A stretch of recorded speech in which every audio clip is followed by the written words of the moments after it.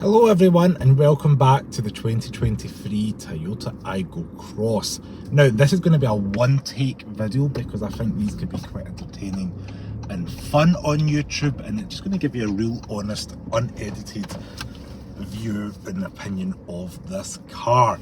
Now, just put it to reverse there, 5-speed manual transmission, which is also quite rare to see in 2024. Manual handbrake, and reversely we did have the camera. Now I am up in sunny Glenfruin today, just outside of Helensburgh, because this car has been kindly donated and given to me by Helensburgh Toyota. Now the windows in this car, we do have two electric up front. They are not automatic, so you have to hold the button where they go up and down. And the rear windows in this car are a throwback to anybody probably over the age of 25, where the windows have got like a little pop out, and they pop out, like as the name describes, it's physically on the window itself, and they open maybe an inch to 2 inches. So that's what you're going to see there. Just passing it in the little Yaris Cross. Now this car's riding on very tall and skinny 18-inch wheels, and we're passing a Mark II Aygo just behind me, a 71 plate, and I'm sitting a little bit taller, and that's convenient how that's happened there, as you can see in the rear view mirror. Foot down, 1 litre 3-cylinder, come on, 30, 34, oh, going back downhill, 40, right, there we go. So this car, 0 to 60, is in 14.4 seconds. Now, that doesn't sound particularly fast. My Toyota Aygo CVT automatic was about, I think from memory, 16.8 or something like that. So it's nice to see with this little bump in horsepower. I think we're at 72 horsepower. I think back in the day that was 60 something. This 1 litre 3-cylinder has got a little bit more gut to it, but not that much. This car does not do with any turbocharging or electrification, so if you're looking for a car long-term reliability and you don't want to worry about changing batteries or turbos, perhaps this is the car for you. Now, you set up a couple of inches higher, I would say, than the standard Aygo. It's been a couple of years since I drove the Mark II one that's still behind me at the moment, and this is interesting because we've both got flashes of red, which, you know, not many Aygos I see in the road, and we've both got bits of red. This is coral red kind of accents on the front and around the wheels, and it's got a red lip and caps on the mirrors on the side. So visibility out front's decent. I said, unlike the Corolla Cross, it doesn't have little humps in the bonnet, so I'm not able to see or gauge where the end of the bonnet is. It just kind of tapers off down, I guess, again, pedestrian safety, something like that. The manual transmission is alright. You know, it's more the acceleration that's letting me down today, but the actual is quite smooth, and the flows are quite nice, and it's quite engaging to use, and the revs are never too high. I'm sitting here about 2,500, cruising at 50 miles per hour in 5th gear. Now the little computer in front of me here is telling me I'm achieving about 54.5 miles to a gallon. Again, pretty frugal considering this car's not got any turbochargers, nor does it have any electrification. So that's quite positive. And we're sitting here about 87 miles left of range, and it's just about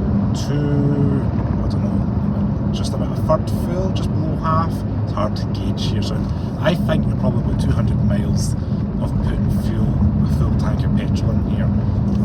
It's going to be an ideal little urban runabout, which is, I guess, what it's really designed for. So boot space would just have over 200 litres, quite a high lip, but it is tall and bulky enough you can fit something like a duffel bag or whatever in there. Back seat room, not fantastic for really anybody over, I guess, age of 10, I potentially would say. Child seat points in there for baby seats, ideal for maybe carrying grandkids or something, but I'm not going to carry adults or teenagers back there regularly. Get something like the Yaris Cross or a bit bigger, maybe like a Corolla or that if you're looking for something a bit more family friendly. You're buying this, I think, because you want the space up front, something you can maybe fit in your garage, because a lot of people may be limited to dimensions. Or you're an Aygo fan, or you want that 10-year Lexus and Toyota warranty that's offered here in the UK. Do the car feel solidly built on first impressions? So this car's done 10,000 miles, actually almost 11,000 miles now.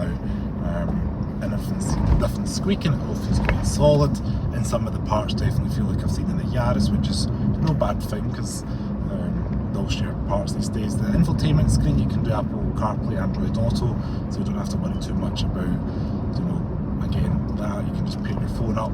I would say the audio system seems quite front heavy, and that reminds me back of my old Polo and other vehicles of this kind of class. Just the audio systems are just not fantastic with the speakers and that in there.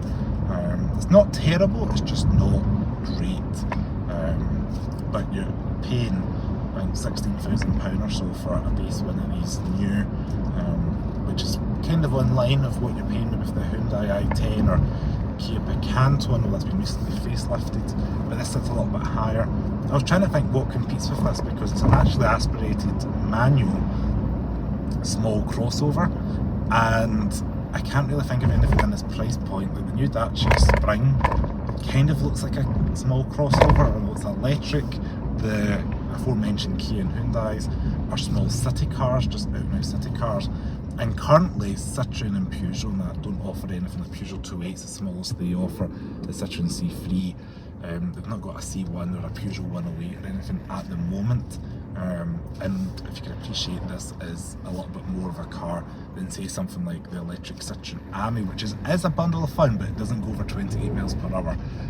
So I'm ruling that out just based on the usability of that. But this car's got the safety tech, lane departure, cruise, adaptive cruise control, and it's a fairly safe and comfortable car, so you couldn't do wrong with that. So that's all I'm going to say about it. I said it's made me smile today, it's made me laugh, it's got chaos and balance on the floor and on the roof. Wasn't expecting that when I picked up the keys to this today, but all in all, it's been a fantastic car, fantastic to get it on the channel and show you guys, and hopefully you guys all enjoyed this one take. If you are interested in a full review, please check it out on the Cars of Glasgow YouTube channel. I'm also on TikTok as well, but that's where the full review is going to be, and a special thanks to Helensburgh Toyota. Ciao.